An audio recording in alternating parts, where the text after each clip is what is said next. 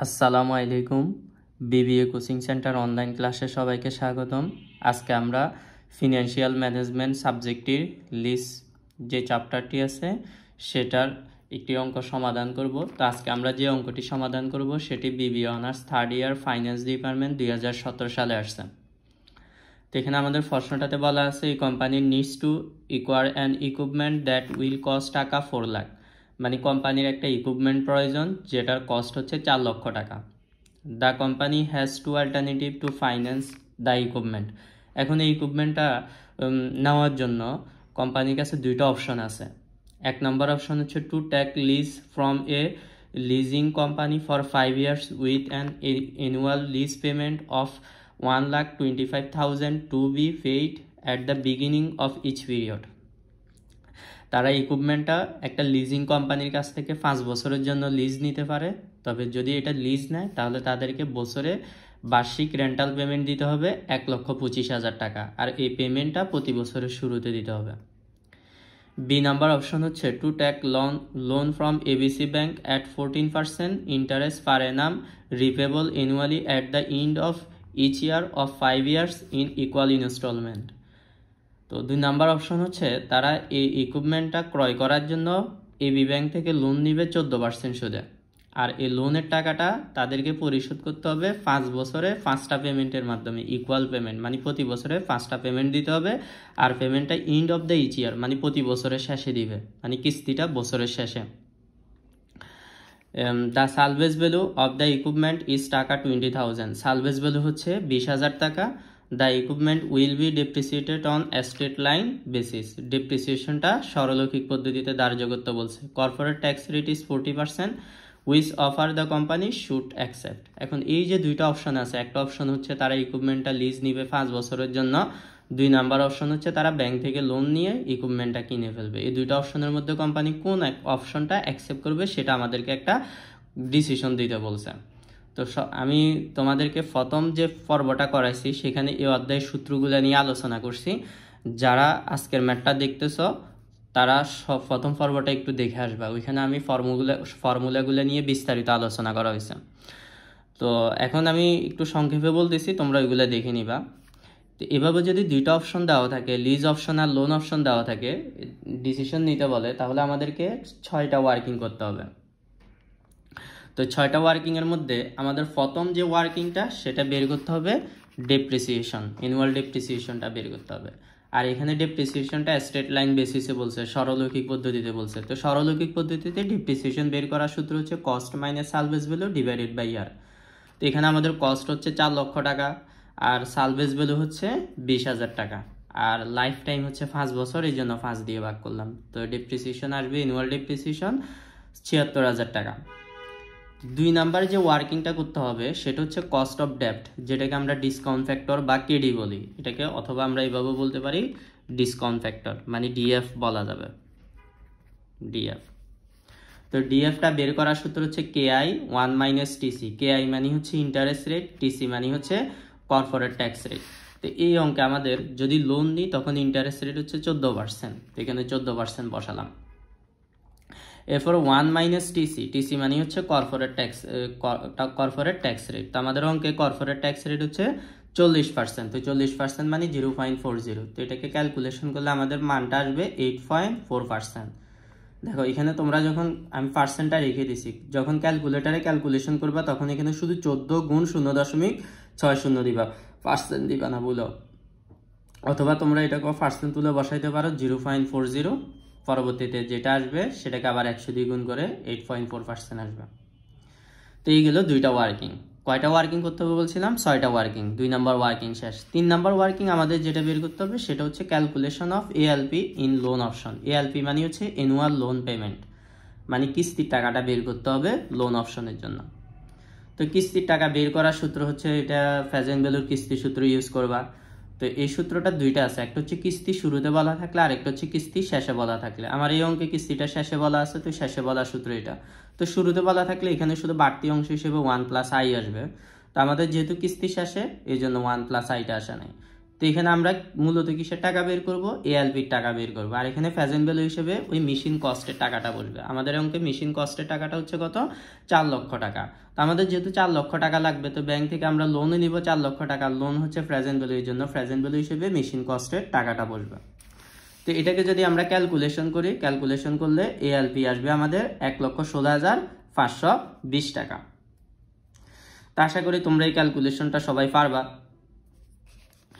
এরপরে আমাদের 4 নাম্বার ওয়ার্কিংটা করতে হবে। 4 নাম্বার ওয়ার্কিং আমাদের বের করতে হবে calculation of loan amortisation schedule. মানে এখানে আমাদের লোনের কিস্তি ইন্টারেস্টের টাকাটা আমাদেরকে এখানে বের করতে হবে। তো এটা বের করার জন্য গড়টা তোমাদেরকে মনে রাখবা। এটা আমি এমনিতে তোমাদের প্রথম যে পর্বটা করছি সেখানে আমি এগুলো নিয়ে বিস্তারিত আলোচনা করা হয়েছে।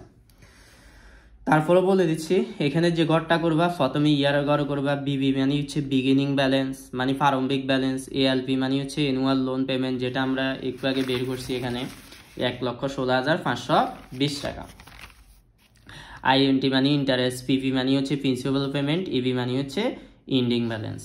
তো এখানে আমাদের লোনটা দিতে হবে 5টা কিস্তিতে, মানে 5 বছর। এই জন্য 1, 2, 3, 4, 5। তবে এখানে একটা জিনিস মনে রাখবা, যদি কিস্তিটা বিগিনিং হয় তাহলে বছর শুরু করতে হবে 0 থেকে। এখানে যেহেতু আমাদের লোন অপশনের ক্ষেত্রে কিস্তিটা ইন্ডিং বলা আছে, আমরা 1 থেকে শুরু করলাম, 1, 2, 3, 4, 5। তো এখানে বিগিনিং ব্যালেন্স হিসেবে প্রথমে ওই মেশিন কস্টের টাকাটা বসবে, মেশিন কস্টের টাকাটা বসাই দিলাম। আর এএলপিটা আমরা একটু আগে 3 নাম্বার ওয়ার্কিং এ বের করছি, লোন অপশনের 1,16,520 টাকা। এটা সবগুলাতে 1,16,520 টাকা বসে যাবে, প্রথম বছর, দ্বিতীয় বছর, তৃতীয় বছর, চতুর্থ বছর, পঞ্চম বছর। এরপর আমাদেরকে ইন্টারেস্ট বের করতে হবে। ইন্টারেস্ট বের করতে হবে বিগিনিং ব্যালেন্সের উপর।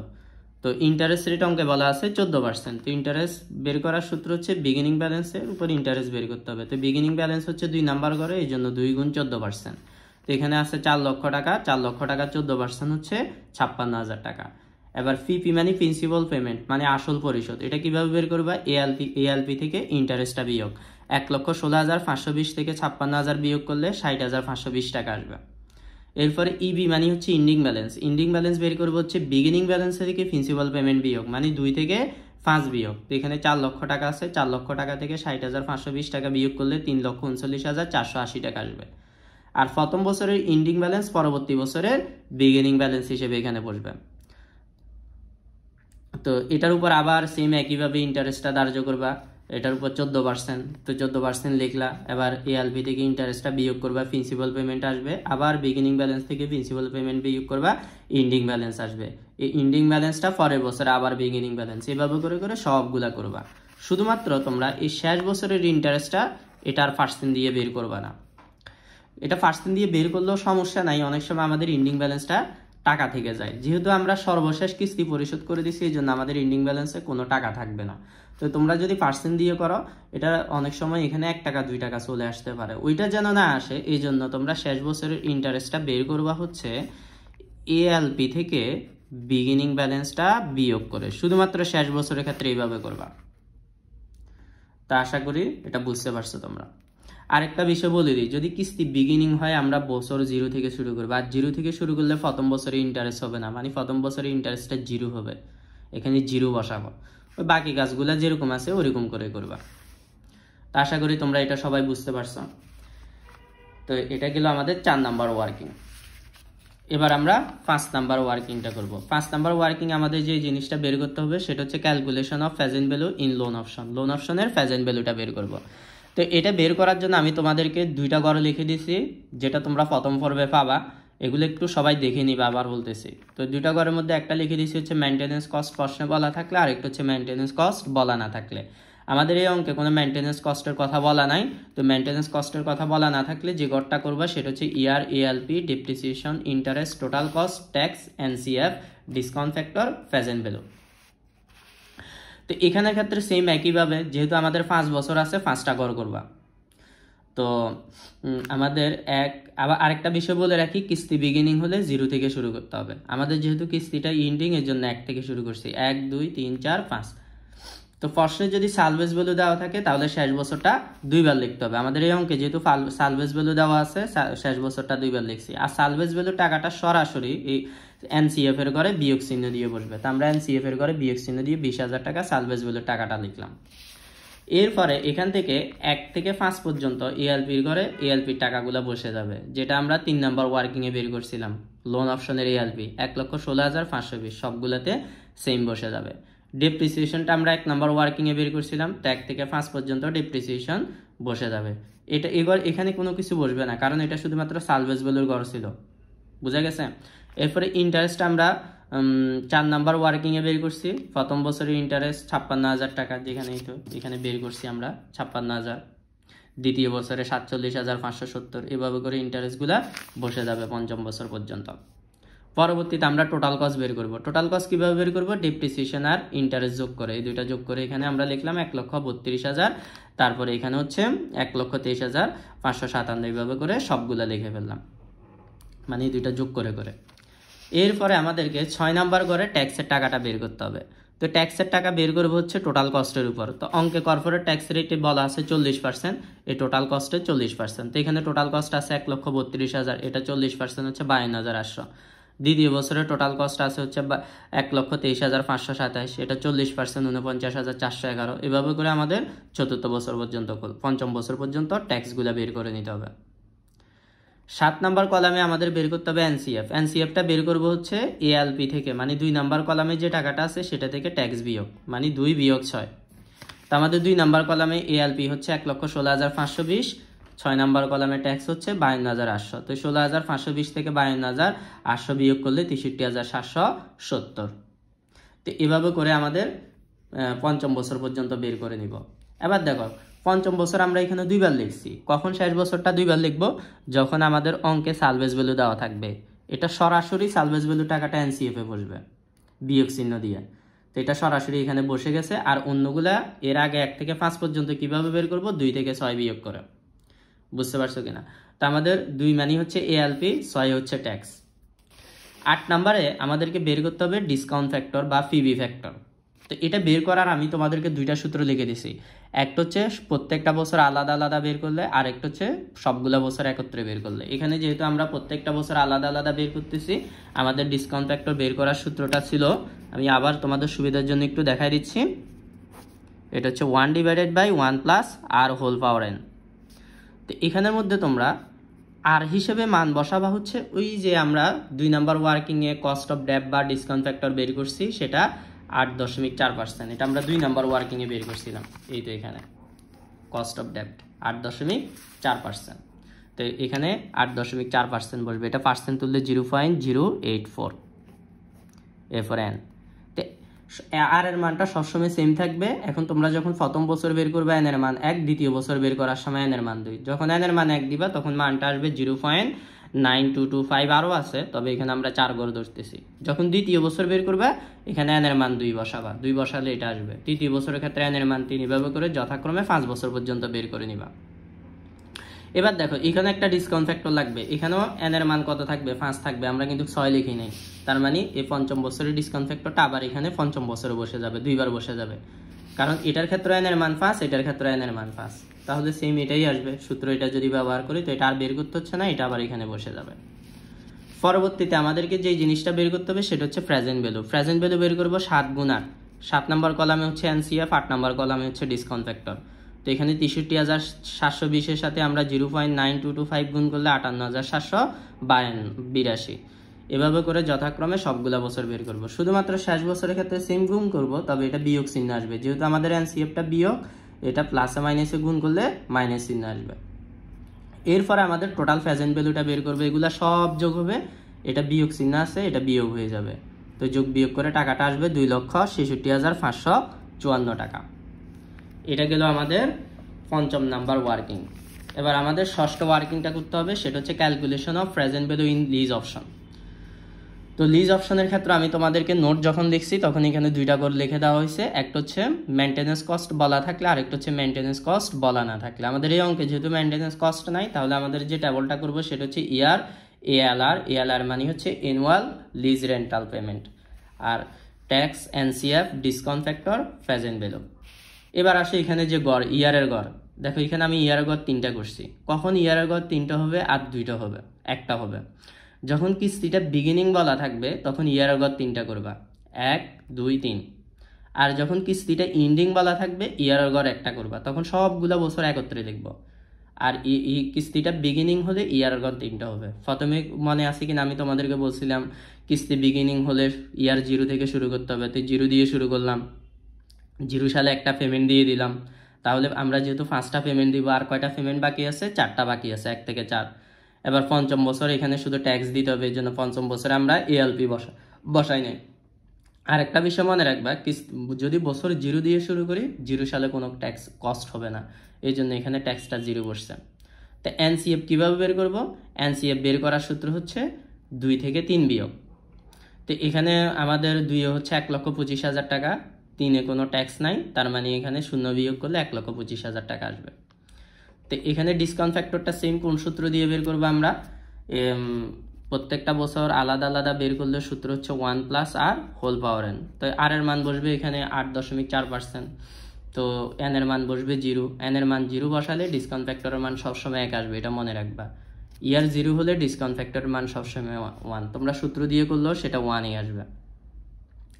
এরপরে প্রেজেন্ট ভ্যালু বের করবো হচ্ছে এনসিএফ কে ডিসকাউন্ট ফ্যাক্টর দ্বারা গুণ, 1,25,000 কে 1 দ্বারা গুণ করলে 1,25,000 আসবে। পরবর্তীতে এখানে আমরা আবার 1,25,000 টাকা বসালাম। আবার বলতেছি, এটা একটু বুঝাই দিচ্ছি, 0 সালে একটা পেমেন্ট দিলাম, আমাদেরকে টোটাল 5টা পেমেন্ট দিতে হবে, তাহলে আর বাকি আছে আরো 4টা পেমেন্ট, তো 1,25,000 এখানে 4 বছরে 4টা দিলাম। তো এটার ক্ষেত্রে ট্যাক্স কিভাবে বের করবে? এএলআর এর উপর, মানে 2 কে ট্যাক্স রেট দ্বারা গুণ করবো। তো এখানে 1,25,000 আছে, 1,25,000-এর 40% হবে 50,000। তো ট্যাক্স এইভাবে 4 বছরে 4টা দিলাম। তো আমাদের আরও একটা ট্যাক্স দিতে হবে, যেহেতু 5 বছর পর্যন্ত সম্পদটা থাকবে, আর ট্যাক্স দিতে হয় প্রতি বছর শেষে, এই জন্য শুরুতে এখানে ট্যাক্স বসে নাই। তার একটা ট্যাক্স থাকবে, এখানেও 50,000 বসে যাবে। এরপরে এনসিএফটা বের করবো হচ্ছে এএলআর থেকে ট্যাক্স বিয়োগ। তো 1,25,000 থেকে 50,000 বিয়োগ করলে 75,000। এখানে এএলআর নাই, মানে 0, তো 0 থেকে 50,000 বিয়োগ করলে এনসিএফ -50,000 আসবে। এবার আসো এখানে আমরা ডিসকাউন্ট ফ্যাক্টর বের করব 1 থেকে 4 বছর, এখানে সবগুলা বছর একত্রে। তো সবগুলা বছর যখন একত্রে থাকবে তখন ডিসকাউন্ট ফ্যাক্টর বের করার সূত্র হচ্ছে 1 - 1 plus r whole power n divided by r. তো এখানে আর এর মান বসবে হচ্ছে 8.4%, আর এন এর মান বসবে হচ্ছে, যেহেতু 1 থেকে 4 বছর বের করতেছি, এন এর মান 4 বসবে। তো এগুলা ক্যালকুলেশন করলে তোমাদের মানটা আসবে 3.2833, আরও আছে, আমরা 4 গড় নিচ্ছি দশমিকের পর। তো পরবর্তীতে 75,000-কে ডিসকাউন্ট ফ্যাক্টর দ্বারা গুণ করলে প্রেজেন্ট ভ্যালুটা আসবে 2,46,248। এবার এখানে যেহেতু পঞ্চম বছরটা, এটা আবার সিঙ্গেল ইয়ার লেখা হয়েছে, তাহলে এটা বের করবে এই সূত্র দিয়ে। তো এখানে আর এর মান বসবে 8.4%, আর এন এর মান বসবে 5, যেটা আমরা ওই আগের ছকে বের করছি, ওইখান থেকেও চাইলে বসাই দিতে পারো। আগের ছক বলতে এখানে এই পেজে যখন আমরা বের করছি, এই পঞ্চম বছরে 0.6681, এটা এখানে বসাই দিতে পারো। তো এবার 50,000-কে 0.6681 দ্বারা গুণ করলে 33,405 টাকা আসবে। এটাও মাইনাস ফিগার আসবে, কারণ এটা মাইনাস আছে, প্লাসে মাইনাসে গুণ করলে মাইনাস ফিগার আসবে। এই দুটোটা যোগ হবে, এটা বিয়োগ যাবে, বিয়োগ করলে আমাদের টোটাল প্রেজেন্ট ভ্যালু আসবে 3,37,842 টাকা। এখন আমাদেরকে ডিসিশন নিতে হবে। ডিসিশনটা কিভাবে নিব? লোন অপশন আর লিজ অপশন, এই দুইটার মধ্যে টোটাল প্রেজেন্ট ভ্যালু যেটার কম আসছে সেই অপশনটাই হচ্ছে আমাদের জন্য বেস্ট অ্যালটারনেটিভ। তো আমরা দেখতেছি এখানে আমাদের লোন অপশনের ক্ষেত্রে টোটাল প্রেজেন্ট ভ্যালু আসছে 2,66,554, আর লিজ অপশনের ক্ষেত্রে টোটাল প্রেজেন্ট ভ্যালু আসছে 3,47,842। তো আমাদের দেখতেছি লোন অপশনের ক্ষেত্রে কম আসছে, তাহলে লোন অপশনটাই হচ্ছে আমাদের জন্য সুটেবল বা অ্যাকসেপ্টেবল। তো এটার জন্য তোমাদেরকে একটা কমেন্ট দিতে হবে, the company should be accepted loan option, মানে কোম্পানি লোন অপশনটা অ্যাকসেপ্ট করবে। কেন করবে? Because it's TPB is lower than leasing option, মানে এটা টিপিবিটা কম লিজিং অপশনের চাইতে। এতটুকু। তা আশা করি তোমরা সবাই বুঝতে পারছো। তারপরেও তোমাদের কারো যদি কোনো সমস্যা থেকে থাকে কমেন্ট করে জানাবা। আজকের মতো সবাই ভালো থাকবো, আল্লাহ হাফেজ।